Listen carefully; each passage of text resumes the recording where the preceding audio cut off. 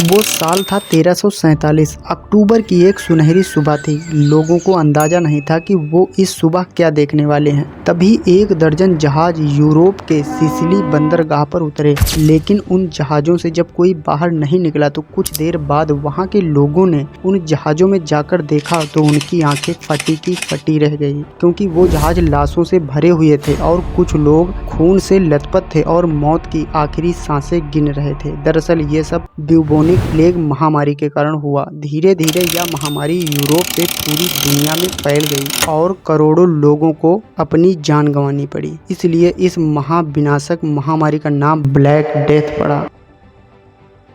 Black death यह मानव इतिहास की सबसे घातक महामारियों में से एक थी। इस महामारी ने पूरी दुनिया में लगभग 20 करोड़ लोगों को मौत के घाट उतार दिया और यह महाविनाशक बीमारी 1347 से 1351 तक चली। यह महामारी चूहों और पिस्सुओं के माध्यम से फैली और यूरोप, एशिया व अफ्रीका को बुरी तरह प्रभावित किया। लेकिन अगर आप पिस्सुओं के बारे में ज़्यादा कुछ नहीं जानते तो एक नज़र इस पर भी डाल लेते हैं। पिस्सू एक रक्तभक्षी परजीवी कीट है जो जानवरों या इंसानों का खून चूसता है। जिस प्रकार हमारे सिर के बालों में जुएं होते हैं, उसी तरह जानवरों में जो जुएं होते हैं उन्हें हम पिस्सू कहते हैं। अलग अलग जानवरों में अलग अलग प्रजाति के पिस्सू होते हैं। इन पिस्सुओं की भी अहम भूमिका थी प्लेग महामारी फैलाने में। लेकिन इस महामारी से जुड़े कुछ अजीब और फनी किस्से भी हैं जो उस समय की मानसिकता और प्रतिक्रियाओं को दिखाते हैं और लोग इस महामारी से बचने के लिए कौन कौन सी हरकतें करते थे और कौन कौन से तरीके अपनाते थे। तो चलिए शुरू करते हैं इस ज्ञानवर्धक सफर को और जानते हैं इससे जुड़े कुछ अजीबोगरीब तथ्य और ज्यादा बीमारी फैलने का कारण।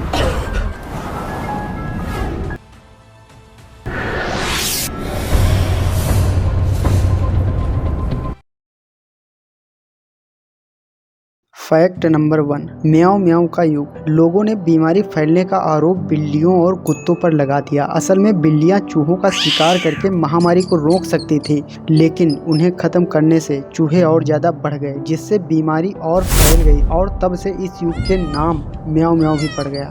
नंबर 2, चूहों से बात करना। लोग इस बीमारी से इतना डरे हुए थे कि इसी डर के मारे कुछ लोग चूहों को भाई या मित्र कहकर पुकारते थे और उनसे प्रार्थना भी करते थे कि वे इस बीमारी को न फैलाएं। फैक्ट नंबर 3, डॉक्टरों की अजीबोगरीब फीस। कुछ डॉक्टरों ने मरीजों का इलाज करने के बदले मरीजों से शराब और खाना मांगा, क्योंकि उन्हें लगा कि पैसा खर्च करने या फिर कमाने का कोई मतलब नहीं, सब तो मरने वाले हैं। फैक्ट नंबर 4, अत्यधिक पार्टियां करना। कुछ लोगों ने सोचा कि अगर मरना ही है तो मरने से पहले कुछ मजे ही कर लिए जाएं। वे कई पार्टियां आयोजित करते थे और जमकर खाते पीते थे।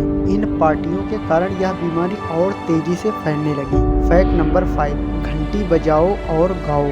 बीमारी से बचने के लिए लोग गलियों में घंटी बजाते थे और भजन कीर्तन गाते थे। उनका मानना था कि ऐसा करने से बीमारी दूर रहेगी, क्योंकि वे लोग सोचते थे कि यह कोई बीमारी नहीं बल्कि बुरी आत्माएं हैं जो लोगों को मार रही हैं। फैक्ट नंबर 6, अजीबोगरीब घरेलू उपचार। लोग बीमारी से बचने के लिए लहसुन प्याज खाकर हर जगह घूमते थे। अरे कुछ लोग तो अपने शरीर को गाय के गोबर से भी ढकते थे। फैक्ट नंबर 7, अजीबोगरीब मास्क पहनावा। डॉक्टरों ने अपनी नाक के सामने लंबी चोंच वाले अजीबोगरीब मास्क पहनने लगे। ये मास्क वास्तव में बहुत ज़्यादा डरावने थे। उन्हें लगा कि इस चोंच में सुगंधित जड़ी बूटियां रखने से खराब हवा से बचा जा सकता है, जो इस बीमारी को हम कुछ हद तक रोक सकते हैं। फैक्ट नंबर 8, अजीबोगरीब डांस करना। कुछ लोग इस बीमारी से इतना डरे हुए थे कि उन्हें इसे भगाने के लिए सड़कों पर अजीबोगरीब डांस करना शुरू कर दिया। लोग घंटों नाचते नाचते थक कर गिर जाते थे और कुछ लोग तो मर भी जाते थे,